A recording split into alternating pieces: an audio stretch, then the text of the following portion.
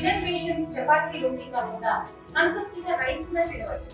Doctor rice, sugar free rice, doctor rice, diabetic rice, sugar పెన్సని బియ్యం, doctor rice. YSR Congress party ప్రజల తరఫున ప్రజల కోసం పోరాడుతుంది. అలాంటి నాయకుల మీద బురద జల్లి లేని కేసులు పెట్టి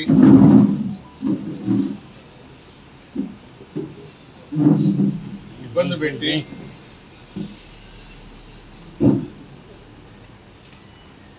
నాయకుల్ని తప్పుడు కేసుల మీద జైలుకు పంపిస్తే పార్టీ మనుగడ ఉండదు అనే ఒక దురాలోచనతో ఈ కూటమి ప్రభుత్వం, మరీ ముఖ్యంగా తెలుగుదేశం ప్రభుత్వం పనిచేస్తుంది.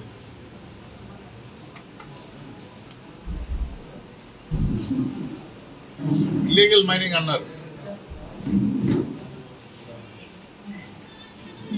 మొదట్లో పెట్టిన పేర్ల మీద అంటే వరుస ప్రకారం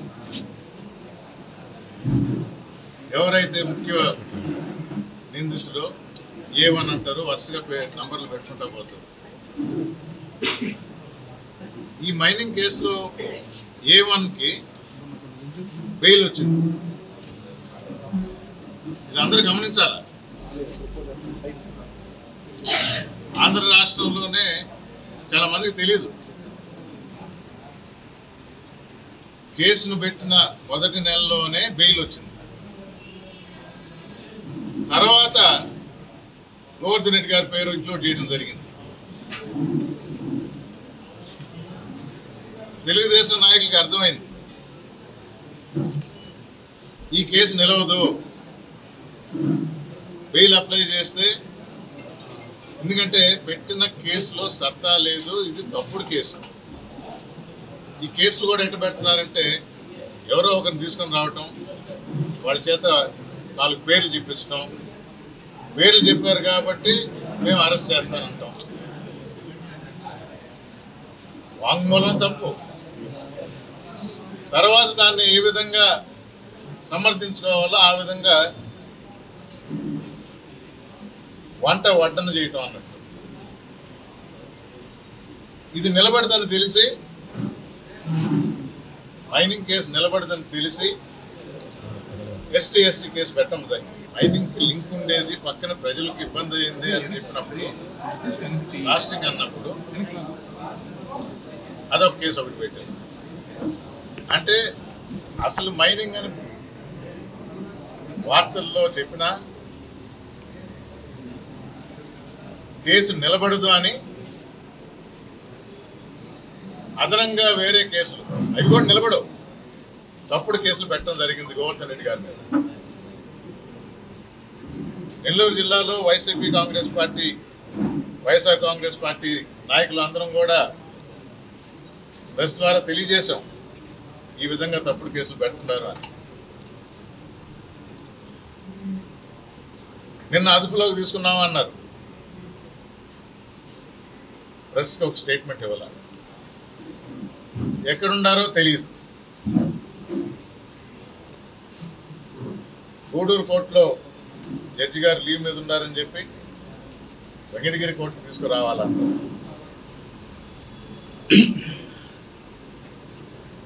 4 గంటలకి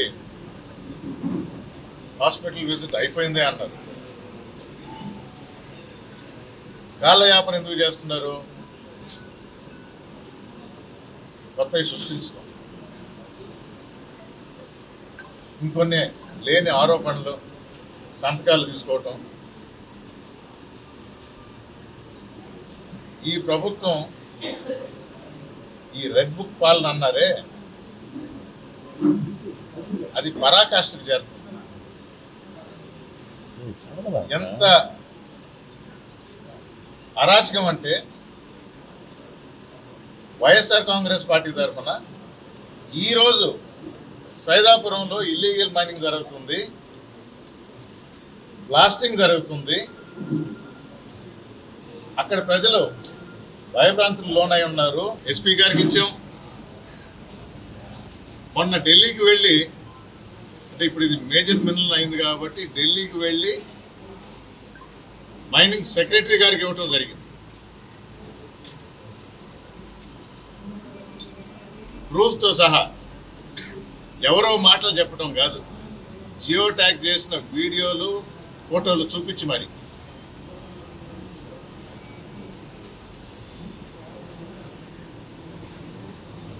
ఆరోపణల మీద గోవర్ధన్ రెడ్డి గారిని అరెస్ట్ చేస్తారు. ఈరోజు జరుగుతున్న వాస్తవాలు తెలియజేస్తే పట్టించుకోవటం లేదు. ఆంధ్ర రాష్ట్ర ప్రజలందరూ చూస్తూ ఉన్నారు, గమనిస్తున్నారు. మా మీద, మా నాయకుల మీద, మా క్యాడర్ మీద ఇలాంటి తప్పుడు కేసులు ఎన్నో పెడతా ఉంటారు, ఇబ్బందులు చేస్తూ ఉంటారు. తెలుగుదేశం ప్రభుత్వం తగిన మూల్యం చెల్లించుకోక తప్పదు. ఆఫీసర్లను బెదిరిస్తున్నారు సంతకాలు పెట్టమని, ఆఫీసర్లు వెనకడిగేస్తున్నారు. ప్రతిదానికి మాకు రుజువులు ఉన్నాయి. మీ ద్వారానే తెలియజేస్తాం ప్రజలకి.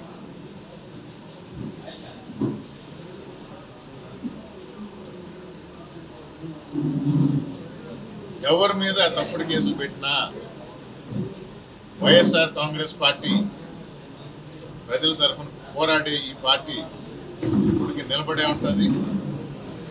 ప్రజలు ఆల్రెడీ నిర్ణయం తీసుకున్నారు. ఎందుకంటే ఇచ్చిన ఒక్క హామీ కూడా ఈ ప్రభుత్వం, చంద్రబాబు నాయుడు గారు ఓపెన్గానే చెప్పేశారు. ఇదివరకన్నా ఇచ్చిన హామీ నిలబెట్టుకోరని తెలిసి ఏదో దాటవేత వ్యవహారం జరిగేది. ఈసారి అది కూడా లేదు, అది కూడా వదిలేశారు గాలికి. నేను చెయ్యను, నేను చెయ్యలేను. మన జీడిపి వృద్ధి చెందితే అంటే 2047కి అప్పుడు ఆలోచిస్తాను. ప్రతి విషయం ప్రజలు గమనిస్తూ ఉంటారు. ఇలాంటి అరాచకాలు ఆపాలి. ఇలాంటి దుర్మార్గపు అరెస్టులు దీన్ని ఖండిస్తూ వైఎస్ఆర్ కాంగ్రెస్ పార్టీ ప్రజల తరఫున మా నాయకుడు గోవర్ధన్ రెడ్డి తరఫున మేము ఉంటామని తెలియజేస్తున్నాం. ఎమ్మెల్యేలుగా కానీ పనిచేసినటువంటి వ్యక్తుల్ని అరెస్ట్ చేసినటువంటిది అంటే కేవలం ఒక నిరాధారమైనటువంటి ఆరోపణలతో ఎలాంటి సంబంధం లేనటువంటి ఒక కేసులో అరెస్ట్ చేసి నిర్బంధించి జైల్లో పెట్టడం అన్నది నెల్లూరు జిల్లా చరిత్రలో ఎప్పుడు కూడా చూడలేదు. అందరూ కూడా ఇక్కడ ఉన్నటువంటి ప్రతి ఒక్కరు కూడా కొంత సెన్సిటివ్గా ఉండేవాళ్ళు. ఇలాంటి రాజకీయాలు ఎప్పుడు కూడా ఈ కక్షలు కార్పణ్యాలు ఎప్పుడు కూడా చూడలేదు. మరి ఈరోజు మనం చూస్తూ ఉన్నాం ఏంటి గోవర్ధన్ రెడ్డి గారి మీద జరిగినటువంటి కేసు. అది ఎప్పుడో 2023లో ఒక 2 months అక్కడ ఒక మైనింగ్ జరిగింది అని ఆరోపణ. అది ఆ రోజుల్లోనే దాని మీద ఎంక్వైరీ కూడా చేయడం జరిగింది. అక్కడ ఉన్నటువంటి ఆఫీసర్ అంతా కూడా పర్ఫెక్ట్గా జరిగిందని కూడా ఆ రోజు ఇవ్వడం జరిగింది, మైనింగ్కి సంబంధించినటువంటి ఆఫీసర్. మళ్ళీ అదే ఆఫీసర్ దగ్గర మళ్ళీ ఈరోజు మళ్ళీ కేసు పెట్టించి ఒక 3 మీద A1, A2, A3 మీద కేసు ఎఫ్ఐఆర్ చేయడం కూడా జరిగింది. ఇందాక రామ్ కుమార్ అని చెప్పినట్టు ఆ కేసులో వర్త్ లేక ఆ కేసులో సరిపోదన్నట్టుగా అందులో ఉన్నటువంటి వారందరికీ కూడా యాంటిసిపేటరీ బెయిల్ వస్తూ ఉంటే అందులో ఉన్నటువంటి ఒక వ్యక్తి దగ్గర కన్ఫెషన్ స్టేట్మెంట్ ఒకటి తీసుకొని ఆ కన్ఫెషన్ స్టేట్మెంట్లో గోవర్ధన్ రెడ్డి గారి పేరుని యాడ్ చేసి గోవర్ధన్ రెడ్డి గారి పేరుని యాడ్ చేసిన తర్వాత దాంట్లో ఉన్నటువంటి సెక్షన్స్ అన్నిటి కూడా మార్పు చేయడం. నాయకులందరూ కూడా వైఎస్ఆర్సీపీ నాయకులందరూ కూడా చెప్పింది ఏంటంటే యాంటిసిపేటరీ బెయిల్కి అప్లై చేసే ఒక రైట్ ఉంది, దాని ప్రొవిజన్ తీసుకుంటాము, అంతేగాని విచారణకు హాజరు కావని చెప్పలే. ఈ అధికారులందరికీ కూడా విచారణ పేరు మీద పిలిపించి మీరందరూ గోవర్ధన్ రెడ్డి గారిని నిర్బంధించాలా, రిమాండ్కి తీసుకోవాలన్న ఆలోచనతో ఈ పోలీస్ అధికారులు ముందుకెళ్ళడం కూడా జరిగింది. యాంటిసిపేటరీ బెయిల్ వచ్చిన తర్వాత తప్పకుండా పోలీసులకు సహకరించడం కానీ పోలీసులు విచారణకు హాజరు కావడం కానీ జరుగుతుందని గోవర్ధన్ రెడ్డి గారు కానీ మేమంతా కూడా చెప్పడం కూడా జరిగింది. అయితే దానికి సంబంధించి ఆ యాంటిసిపేటరీ బెయిల్ని అడ్డుకోవడానికి అన్ని విధాలుగా శత విధాలుగా పోలీస్ అధికారులు కూడా ప్రయత్నించడం జరిగింది. ఈ రోజుకి కూడా హైకోర్టులో పెండింగ్లోనే ఉంది. ఈ క్రమంలో ఈ సుమారుగా 50-55 రోజులు గడుస్తూ ఉంది. ఈ టైంలో సుమారుగా రేపు జూన్ 4వ తేదీన ఈ కూటమి ప్రభుత్వం వచ్చి 1 సంవత్సరం పూర్తి అవుతా ఉంది. సంవత్సరం పూర్తయిన తర్వాత వాళ్ళు దానికి సంబంధించినటువంటి సెలబ్రేషన్స్ చేసుకోవడానికి ముందుకెళ్తా ఉన్నారు. జగన్మోహన్ రెడ్డి గారు ఒకటే చెప్పారు, ఈ సంవత్సరం రోజుల్లో కూటమి చెప్పినటువంటి ఒక్క హామీని కూడా నెరవేర్చాల. మీ అందరికీ కూడా తెలుసు ఈరోజు ప్రజలు ఎంత అసహించుకుంటా ఉన్నారో, ఏదైతే వీళ్ళు చెప్పినటువంటి హామీలు ఒక్కటి కూడా నెరవేర్చక ఈరోజు తెలుగుదేశం పార్టీ నాయకులు కనుక రోడ్డు మీదకి వస్తే చొక్కాలు పట్టుకునే పరిస్థితి ఈరోజు ప్రతి సామాన్యుడు కూడా ముందుకు వచ్చే పరిస్థితి కనపడుతూ ఉంది. ఈ సందర్భంలో జగన్మోహన్ రెడ్డి గారు జూన్ 4వ తారీఖున వెన్నుపోటు దినంగా ప్రజలందరూ కూడా దీన్ని తెలుగుదేశం నాయకులను ప్రశ్నించాలా అన్న ఆలోచనతో దాన్ని వెన్నుపోటు దినంగా ఆ రోజు చేయమని కూడా చెప్పడం జరిగింది. ఈ వెన్నుపోటు దినం అందరూ కూడా చేయడానికి ముందుకు వస్తా ఉన్నప్పుడు గోవర్ధన్ రెడ్డి గారు లాంటి కొంతమంది లీడర్లను అరెస్ట్ చేస్తే వైఎస్ఆర్సీపీ వాళ్ళు గమనైపోతారు, పార్టీ కార్యకర్తలు కానీ నాయకులు కానీ మాట్లాడే అవకాశం ఉండదు. ఇలాంటి సందర్భంలో ప్రజలు కూడా భయభ్రాంతులకు గురై ఎవరు కూడా రోడ్డు మీదకి వచ్చే పరిస్థితి ఉండదు అన్న ఆలోచనతో గోవర్ధన్ రెడ్డి గారిని నిన్న అదుపులోకి తీసుకోవడం కూడా జరిగింది. అయితే ఒక మాజీ మంత్రిగా, ఒక మాజీ జిల్లా పరిషత్ చైర్మన్ గా ఉన్నటువంటి ఒక వ్యక్తిని, 2 సార్లు ఎమ్మెల్యేగా పనిచేసినటువంటి వ్యక్తిని అరెస్ట్ చేసినప్పుడు ఎక్కడ కూడా పోలీసు అధికారులు ఈ విధంగా అరెస్ట్ చేసినాము, ఈ విధంగా మేము తీసుకొని వస్తున్నాము అనే విషయాన్ని ఎక్కడ కూడా చెప్పట్లా, ఒక గోప్యంగానే ఉంచుతా ఉన్నారు. మేము అందరినీ కూడా అధికారులందరినీ కూడా అడుగుతా ఉన్నాం, అసలు ఏం చేస్తా ఉన్నారు, ఎన్ని గంటలకు తీసుకొని వస్తా ఉన్నారు, ఎక్కడికి తీసుకెళ్తున్నారంటే ఇప్పుడు దాకా కూడా సరైనటువంటి సమాధానం ఏ ఒక్కరి నుంచి కూడా రాలా. మీరు ఒకసారి ఆలోచించండి, ఒక కామన్ మ్యాన్ కూడా కొన్ని రైట్స్ ఉంటాయి. మరి అలాంటిది ఒక జిల్లాకు సంబంధించినటువంటి ఒక అధ్యక్షుడు, ఒక ప్రతిపక్ష పార్టీకి సంబంధించిన అధ్యక్షుడిని అరెస్ట్ చేసి మీరు తీసుకొని వస్తే ఈ రోజుకి కూడా ఎక్కడికి తీసుకెళ్తున్నారు, ఎప్పుడు తీసుకొని వస్తారనే విషయాన్ని కూడా చెప్పకుండా మేము ఒక పార్టీలో ఉన్నటువంటి లీడర్స్ గా మేము అడిగితే కూడా మాకు కూడా సమాధానం చెప్పట్లా. మరి చూస్తా ఉన్నారు ప్రజలందరూ కూడా ఈరోజు ఏ విధమైనటువంటి ప్రతిపక్ష పార్టీలో కానీ అదేవిధంగా సామాన్య ప్రజల్లో కానీ ఈ రెడ్ బుక్ రాజ్యాంగం పేరుతో ఏ విధంగా ఇబ్బందులు పెడతా ఉన్నారు అనేది చూస్తా ఉన్నారు.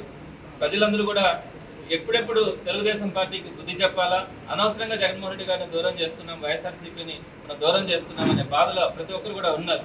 సో తప్పకుండా వారికి తగినటువంటి గుణపాఠం చెప్పే రోజు ఉంటుంది. జూన్ 4వ తారీఖున వెన్నుపోటు దినంని అందరూ కూడా ఖచ్చితంగా అధికార పార్టీకి ఒక గుణపాఠం తెలిపేలాగా వెన్నుపోటు దినాన్ని కూడా జరపడం జరుగుతుంది. అదేవిధంగా గోవర్ధన్ రెడ్డి గారి ఇష్యూలో కూడా మాకు చట్టపరంగా కూడా న్యాయస్థానాల పట్ల అందరికి వైఎస్ఆర్సీపీకి ఒక గౌరవం ఉంది.